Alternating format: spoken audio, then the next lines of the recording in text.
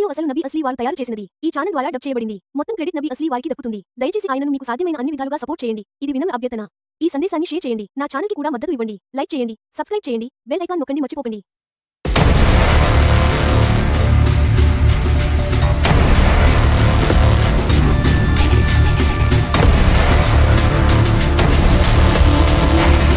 ఈ కథ బైబిల్లో 2 సమూయేలు 11 నుండి 12 అధ్యాయాల్లో వ్రాయబడి ఉంది. కథ ఇలా మొదలవుతుంది. ఒక సంవత్సరం వసంతకాలంలో రాజు డేవిడ్ తన సైన్యాన్ని అమోనీయులపై యుద్ధానికి పంపాడు. అయితే తాను మాత్రం యెరూషలేములోనే ఉండిపోవాలని నిర్ణయించాడు. యుద్ధరంగానికి వెళ్లాల్సిన సమయంలో రాజు రాజధానిలోనే విశ్రాంతి తీసుకుంటూ ఉండడం తప్పిదమే. ఒకరోజు సాయంత్రం తన నివాస పైకప్పుపై నడుచుకుంటూ ఉండగా సమీపంలోని ఇంట్లో ఒక అందమైన స్త్రీ స్నానం చేస్తూ కనిపించింది. ఆమెను చూసిన వెంటనే అతనికి ఆకర్షణ కలిగింది. ఆ అమ్మాయి ఎవరు? ఆమె బాత్షెబా, ఎలీయాము కుమార్తె, ఉరియా అనే ధైర్యవంతుడైన సైనికుడి భార్య. ఆమె పెళ్లైనదే అని తెలిసినా డేవిడ్ ఆలోచించలేదు. తన సేవకుడిని పంపి ఆమెను రప్పించమన్నాడు. బహుశా బత్షెబా భయపడ్డ ఉండొచ్చు. ఏం జరిగిందో, ఉరియా చనిపోయాడా అన్నట్టు నిశ్చలంగా రాజభవనానికి వచ్చింది. అక్కడ డేవిడ్ ఆమెను తనతో శయనించమన్నాడు. ఆమె వద్ద కాదు అనేది ఓ ఆప్షన్ కాలేదు. రాజుకు ఎదురు చెప్పగలిగే స్థితిలో ఆమె లేదు. కొన్ని రోజుల తర్వాత బత్షెబా గర్భవతిగా ఉందని తెలిసింది. ఉరియా యుద్ధంలో ఉన్నాడు. అర్థం ఏంటి? ఈ పిల్లవాడు అతనిది కాదన్న సంగతి అందరికీ స్పష్టంగా తెలిసిపోతుంది. తప్పు దాచడం కోసం బత్షెబా ఒక మాట పంపించింది, నేను గర్భవతిని. డేవిడ్ భయపడ్డాడు. తన పాపం బయటపడిపోతుందన్న కంగారు పట్టేసింది. ఆ వెంటనే ఉరియాను యుద్ధం నుంచి ఇంటికి పిలిపించాడు. ఆయన భార్యతో కొంత సమయం గడిపితే ఈ శిశువు అతనిదే అనిపించేయచ్చు అని డేవిడ్ తనలో తానే ఆలోచించాడు. ఉరియా, నీవు నిజమైన వీరుడు. ఇక కొంచెం ఇంటికెళ్ళి విశ్రాంతి తీసుకో. నీ భార్యతో కొద్దిసేపు ఆనందంగా ఉండు. ఉరియా ఆ సూచనతో అయోమయంలో పడిపోయాడు. ఆజ్ఞ మహారాజా.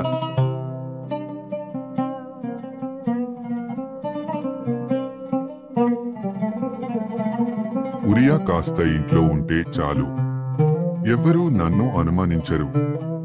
కాని ఉరియా ఇంటికే వెళ్లలేదు. ఆ రాత్రి అతడు రాజభవన గుమ్మం దగ్గరే రాజు సేవకులతో కలిసి పడుకున్నాడు.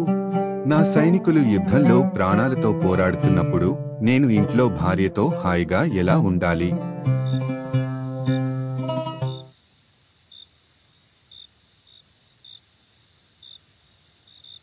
రాజు డేవిడ్కు కోపం వచ్చింది. తన ప్లాన్ ఫలించలేదు. వెంటనే ఉరియాను మళ్లీ పిలిపించాడు.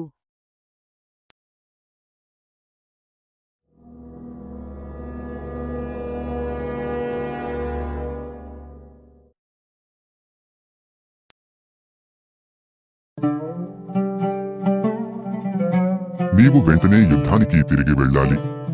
ఈ ఉత్తరం యోవాబుకు అందించు. అది అతనికి మాత్రమే చదవాల్సినదిగా ఆజ్ఞ.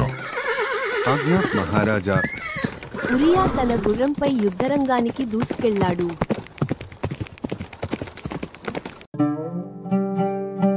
సేనాధిపతి గారు, ఈ ఉత్తరాన్ని రాజుగారు మీకివ్వమని చెప్పారు. రాజు డేవిడ్ ఆ ఉత్తరంలో స్పష్టంగా రాశాడు, ఉరియాను యుద్ధంలో ముందే పెట్టండి. తర్వాత మీరంతా వెనక్కి తగ్గండి. అతడు అక్కడే చనిపోవాలి. యోవాబ్ ఆ ఆజ్ఞను మార్చకుండా పాటించాడు. ఉరియా యుద్ధంలో ప్రాణాలు కోల్పోయాడు. బత్షెబా భర్త మరణవార్త విని బిగ్గరగా విలపించింది. ఆమె బాధకు హద్దులే లేకపోయాయి. అయితే కొద్ది రోజులే గడిచాయి. రాజు డేవిడ్ ఆమెను పెళ్లి చేసుకున్నాడు. బత్షెబా ఇప్పుడు రాజభవనంలో ఉంది. ఆమె గర్భవతిగా ఉంది. డేవిడ్ ఉరియా గుర్తును తొలగించేశాడు. ఇప్పటితో అంతా పూర్తయింది అనుకున్నాడు. కాని డేవిడ్ చేసిన పని యెహోవాకు నచ్చలేదు. ఆయన దాన్ని అసహించుకున్నాడు. ఆయన తన ప్రవక్త నాతాన్ను డేవిడ్ దగ్గరకు పంపాడు. తన మాట చెప్పించేందుకు, తన న్యాయం తేల్చేందుకు. నన్ను నువ్వు అర్థం చేసుకుంటావనే నమ్మకంతో ఈ విషయాన్ని నీకు తెలియజేయాలనుకుంటున్నాను. ఖచ్చితంగా చెప్పండి. ఒక ఊరిలో 2 వ్యక్తులు ఉండేవారు. ఒకడు ధనికుడు, మరొకడు పేదవాడు. ఆ ధనికుడికి గొర్రెలు, ఎద్దులు ఎన్ని కావాలంటే అన్ని ఉన్నాయి. పేదవాడికి మాత్రం ఏమీ లేదు. ఒక చిన్నదైన మెమేక పిల్ల తప్ప ఆ పేదవాడు దాన్ని కొనుగోలు చేశాడు. తన చిన్న పిల్లలతో పాటు దాన్ని పెంచాడు. ఆ మేక పిల్ల అతనికి కూతురిలా మారిపోయింది. ఒకరోజు ఒక అతిథి ధనికుడు ఇంటికి వచ్చాడు. ధనికుడు అతిథికి భోజనం తయారు చేయాలనుకున్నాడు. కాని తన గొర్రెల్లో గాని ఎద్దుల్లో గాని ఏదీ వధించాలనుకోలేదు. ఆ ధనికుడు అతిథికి భోజనం తయారు చేయాలనుకున్నాడు, కాని తన గొర్రె లేదా ఎద్దును వధించాలనుకోలేదు. నా గొర్రె ఎందుకు వదిలిపెట్టాలి? ఆ పేదవాడి గొర్రె తీసుకుంటే సరిపోతుంది కదా. అందుచేత ఆ ధనికుడు ఆ పేదవాడికి ఉన్న ఏకైక గొర్రె పిల్లను తీసుకుని దాన్ని అతిథికి విందు చేయడానికి వధించాడు. యెహోవా బ్రతికున్నంతవరకు ఆ పని చేసినవాడు చావాలి. అతడు ఆ గొర్రెకి 4 తిరిగి ఇవ్వాలి. ఎందుకంటే అతడు నిస్వార్థంగా, కరుణ లేకుండా ఆ పని చేశాడు. ఆ ధనికవాడివి నువ్వే, డేవిడ్. తన పాపం ఎంత ఘోరమైనదినని డేవిడ్కు అప్పుడే అర్థమైంది. నీవు యెహోవా వాక్యాన్ని తృణీకరించావు. ఆయనకు చెడ్డగా కనిపించే పని నీవు చేశావు. హెత్తీయుడైన ఉరియాను నీవు కత్తితో చంపించావు. ఆ తర్వాత అతని భార్యను నీదిగా చేసుకున్నావు. నీవు స్వయంగా అతనిని చంపలేదు, కాని అమ్మోనీల చేతి వలన అతనిని నశింపజేశావు. కాబట్టి యెహోవా ఇలా అంటున్నాడు, ఇక నుండి నీ ఇంటిలోంచి కత్తి ఎప్పటికీ తొలగదు. నీవు నన్ను నిర్లక్ష్యం చేశావు, ఉరియాకు చెందిన భార్యను నీ భార్యగా చేసుకున్నావు. కాబట్టి శాపం నీ ఇంటిని విడిచిపోదు. నేను యెహోవా ఎదుట పాపం చేశాను. యెహోవా నీ పాపాన్ని తీసివేశాడు. నీవు చావవు. దేవుడు రాజు డేవిడ్ చేసిన పాపాన్ని క్షమించాడు. అతడు చావడాన్ని ఆపాడు. కాని ఆ పాపానికి ఫలితాన్ని మాత్రం తీసేయలేదు. డేవిడ్ తానే అన్నాడు, ఆ గొర్రె తీసుకున్నవాడు 4 రెట్లు తిరిగి ఇవ్వాలి.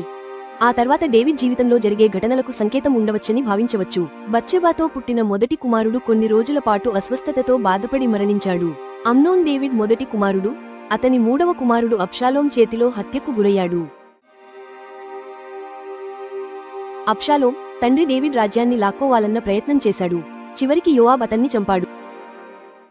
10వ కుమారుడు రాజ్యాన్ని ఆక్రమించాలన్న ఆశతో ముందుకు వచ్చాడు. అతన్ని డేవిడ్ 10వ కుమారుడు సొలొమోను హతమార్చాడు. రాజు డేవిడ్ చేసిన పనికి సంబంధించిన కథ ఖురాన్లో కూడా ప్రస్తావించబడింది. ఇక్కడ డేవిడ్ను దావూద్ అలైహిస్సలాం అని పిలుస్తారు. ఖురాన్ అధ్యాయం 7 వచనాలు 21 నుండి 26, అలాగే 30. నీవు తగాదా పడిన వారి కథను విన్నావా? వారు అంతర్గత గదికి గోడ మీద నుంచి దూకి లోపలికి ప్రవేశించారు. వారు దావూద్ వద్దకు ప్రవేశించగానే ఆయన భయపడ్డాడు. అప్పుడు వారు ఇలా అన్నారు, భయపడవద్దు, మేమిద్దరం ఒక తగాదాలో ఉన్నవాళ్లం. మా ఇద్దరిలో ఒకడు ఇంకొకరిపై అన్యాయం చేశాడు. ఇప్పుడు నువ్వే మాకు నిజాయితీతో తీర్పు చెప్పు. అన్యాయం చేయకుము, మమ్మల్ని న్యాయమార్గంలో నడిపించు. ఇతడు నా సోదరుడు. ఇతనికి 99 గొర్రెలు ఉన్నాయి. నాకు మాత్రం ఒక్క గొర్రె మాత్రమే ఉంది. కాని ఇతడు నా గొర్రెను కూడా తనదిగా ఇవ్వమన్నాడు. తను చెప్పిన మాటలతో నన్ను పూర్తిగా మట్టికరిపించాడు. అతడు తన గొర్రెలకు నీ గొర్రెను కలిపివేయమని అడిగిన ద్వారా ఖచ్చితంగా నీపై అన్యాయం చేశాడు. భాగస్వాముల్లో చాలామంది ఒకరిపై ఒకరు అన్యాయం చేస్తారు. నమ్మేవారు మరియు సత్కర్మలు చేసేవాళ్లు తప్ప అలాంటి వారు చాలా తక్కువ. అప్పుడు దావూద్ గ్రహించాడు, మేము అతన్ని పరీక్షించామని. తన పాపాన్ని గుర్తించి ఖచ్చితమైన పశ్చాత్తాపంతో అల్లాహ్ను వేడుకున్నాడు. అల్లాహ్ అతన్ని క్షమించాడు. ఆ తర్వాత ఆయనకు సొలొమోన్ అనే కుమారుడిని దయగా ఇచ్చాడు. ఆయన ఒక అద్భుతమైన సేవకుడు. బైబిల్లో 2 సమూయేలు 11:1-2 ఉన్న డేవిడ్ కథకు ఖురాన్లో అధ్యాయం 7 38, 21-26 ఉన్న కథకు ఎన్నో తేడాలు ఉన్నాయి. ఉదాహరణకు ముహమ్మద్ నాతాన్ చెప్పిన ఉపమానాన్ని నిజంగా జరిగిన ఒక చరిత్రాత్మక ఘటనగా మార్చేశాడు. డేవిడ్ కథలో 2 సమూయేలు 11:1-2 స్పష్టమైన సంఖ్యలు ఎక్కడా లేవు. అయితే ఖురాన్లో మాత్రం 99 గొర్రెలు మరియు 1 గొర్రె అని ప్రత్యేకంగా పేర్కొనబడింది. ఈ సంఖ్యలు యేసు చెప్పిన ఉపమానంలో లూకా 15:3-7 ఉన్నవి కావడంతో అవి అక్కడి నుంచి తీసుకున్నట్టే కనిపిస్తున్నాయి. కానీ అందులో అత్యంత గమనించదగ్గ తేడా ఏమిటంటే ఖురాన్లో డేవిడ్ చేసిన పాపం ఏమిటి అన్నదే చెప్పలేదు. ఎందుకు ముహమ్మద్ దాన్ని ప్రస్తావించలేదు? ఒక వ్యక్తిని చంపి అతని భార్యను స్వాధీనం చేసుకున్నవాడిగా రాజు డేవిడ్ను బహిరంగంగా నిందించలేను, అందుకే అలా చెప్తాను. ఎందుకు అలా చెప్పావు? అల్లాహ్ దృష్టిలో అది కొన్ని సందర్భాల్లో తప్పుగా పరిగణించబడదు. అసలైన కారణం ముహమ్మద్ ఈ పనుల్ని తానే చేసిన వ్యక్తి కావడం వల్ల. ఉదాహరణకి ముహమ్మద్ యూదుల ఖురైజా మారణహోమంలో రీహానా బిన్ జయిద్ భర్తను చంపాడు. తరువాత ఆమెను తన బానిస కాంక్యూబైన్ చేసుకున్నాడు. ఖైబర్ యుద్ధంలో కినానా అర్ రబీని చంపి అతని అందమైన భార్య సఫియా బిన్ హుయైని పెళ్లి చేసుకున్నాడు.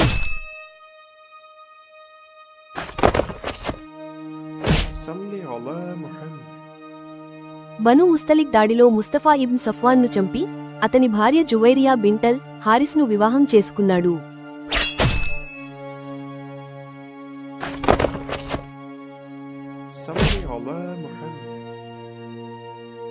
తన దత్తపుత్రుడు జైద్ ఇబ్న్ హారితా భార్యైన జైనబ్ బిన్ జహ్ష్ను తీసుకుని జైద్ను ముతా యుద్ధంలో చనిపోయేలా పంపించాడు. కాబట్టే ఖురాన్లో డేవిడ్ చేసిన పాపాన్ని వివరించకుండా వదిలేశాడు. ఎందుకంటే ముహమ్మద్ చేసిన పాపాలు దానికంటే ఎన్నో రెట్లు ఎక్కువగా ఉన్నాయి. ముహమ్మద్ చేసిన పాపాలు కూడా డేవిడ్ చేసిన వాటితో చాలా పోలి ఉన్నాయి, కానీ అవి ఎన్నో రెట్లు ఎక్కువగా ఘోరంగా జరిగాయి. ముహమ్మద్ ఖురాన్లో ప్రవక్త నాతాన్ గురించి సమాచారం ఎందుకు తొలగించాడు? 2వ సమూయేలు 11-12లో ప్రవక్త నాతాన్ రాజు డేవిడ్ చేసిన పాపం గురించి తీవ్రమైన విమర్శలు చేశాడు. రాజు డేవిడ్ వినయంగా ఆ విమర్శను అంగీకరించి పశ్చాత్తాపపడ్డాడు. కానీ ముహమ్మద్ మాత్రం తనను విమర్శించిన వాళ్లను క్రూరంగా చంపించాడు. ఆయనను ప్రశ్నించిన వారు బతికే అవకాశం లేకుండానే అణచివేయబడ్డారు. తనపై విమర్శలు చేసిన వారిని అతడు హింసాత్మకంగా హతమార్చాడు. ఉదాహరణకు, ముహమ్మద్ను విమర్శిస్తూ పద్యం రాసినందుకు గాను అస్మా బింట్ మర్వాన్ను చంపాలని తన అనుచరులకు ఆదేశించాడు. బదర్ దాడిలో ఖురాన్ను మరియు ముహమ్మద్ను అపహాస్యం చేసినందుకు అలీ చేత నదీర్ బిన్ అల్హారిస్ తల నరకించారు. హిజ్రా కంటే ముందు మక్కాలో ముహమ్మద్ను అవమానించినందుకు ఉబ్బా బిన్ అబూ ముయిత్ను కూడా బదర్ యుద్ధం తర్వాత చంపమని ముహమ్మద్ అలీకి ఆదేశించాడు. పద్యాల ద్వారా ముహమ్మద్ను వ్యతిరేకించిన వృద్ధుడైన అబూ ఆఫక్ను కూడా చంపమని తన అనుచరులకు ముహమ్మద్ ఆదేశించాడు. ఇలాంటి ఉదాహరణలు ఇంకా చాలా ఉన్నాయి. ముహమ్మద్ తన అనుచరులను ఇలా హెచ్చరించాడు: తనను ఎవరూ విమర్శించరాదు, హేళన చేయకూడదు. ఖురాన్ 33-36 ఒక విషయంపై అల్లాహ్ మరియు ఆయన ప్రవక్త నిర్ణయం తీసుకున్న తరువాత ఒక ముస్లిం పురుషుడు అయినా ముస్లిం స్త్రీ అయినా ఆ నిర్ణయాన్ని విస్మరించే హక్కు వారికి ఉండదు. ఎవరు అల్లాహ్ మరియు ఆయన ప్రవక్తను అవిధేయత చేస్తారో వారు ఖచ్చితంగా తప్పు మార్గంలో ఉన్నారు. ఖురాన్ 33:57 అల్లాహ్ను మరియు ఆయన ప్రవక్తను హేళన చేసే వారిపై అల్లాహ్ ఈ లోకంలోనూ పరలోకంలోనూ శాపం వేశాడు. అవమానకరమైన శిక్షను వారికి సిద్ధం చేశాడు. దేవుని దూత ముహమ్మద్ను విమర్శించడం ఓ అంగీకారయోగ్యమైన పని అన్న భావన ఆయన అనుచరుల్లో గాని ప్రత్యర్థుల్లో గాని కలగకూడదు. అందుకే ముహమ్మద్ ఖురాన్లో ప్రవక్త నాతాన్ గురించి ఈ ఉల్లేఖనాన్ని వదిలిపెట్టాడు. ముహమ్మద్ బైబిల్ నుండి కథలను తీసుకున్నాడు. ప్రత్యేకంగా యూదు, క్రైస్తవ సంప్రదాయాలను కలిపి తన మతం కూడా వాటికే సమానమని ప్రజల నమ్మకాన్ని పొందాడు. కానీ బైబిల్లో ఉన్న నైతిక గుణపాఠాలను వక్రీకరించాడు.